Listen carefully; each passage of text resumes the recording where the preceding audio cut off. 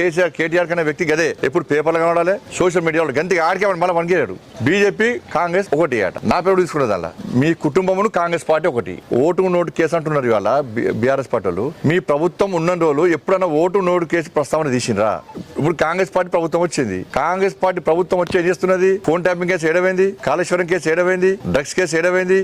ఇవాళ FTL భూములకు సంబంధించి అలా దాదాపు 52 చెరువులు ఈ కేసీఆర్ కుటుంబమే అన్యాక్రాంతం చేసింది, అవినీతికి పాల్పడేదని చెప్పి అంటున్నారు.